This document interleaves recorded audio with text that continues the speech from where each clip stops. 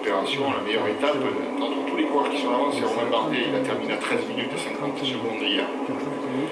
Certains auront gardé des forces, hein.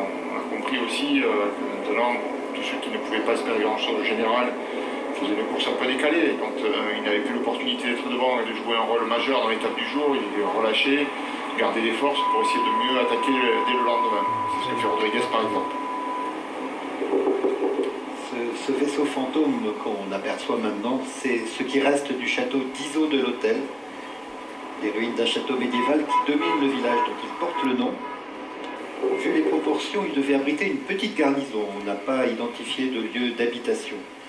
La porte était gardée par une tour demi-circulaire dont les murs sont encore de 7 mètres de haut.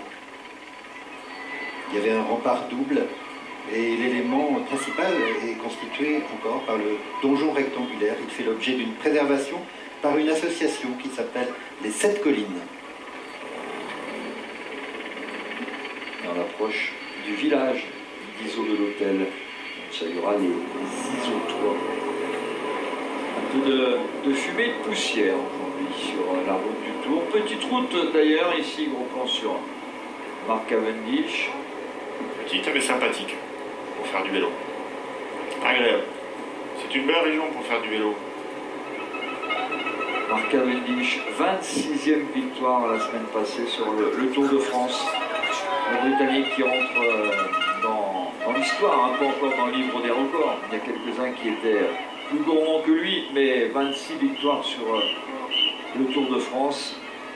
Et il l'attendait depuis 2 ans, celle-là, lui qui était l'an passé tombé dès la première étape dans sa Grande-Bretagne natale. Il est originaire, je vous le rappelle, de l'île de Man. Et il était tombé chez lui lors de l'arrivée à Roguette où sa maman avait longtemps habité. Grosse désillusion, il avait dû abandonner. C'est vrai qu'on se souvient de ce grand départ du Yorkshire. Et on se souvient du grand départ à Utrecht. C'était différent. C'était une étape en ligne en Grande-Bretagne. Et un contre-la-montre pour ce Tour de France 2015. Je parle de la Grande-Bretagne.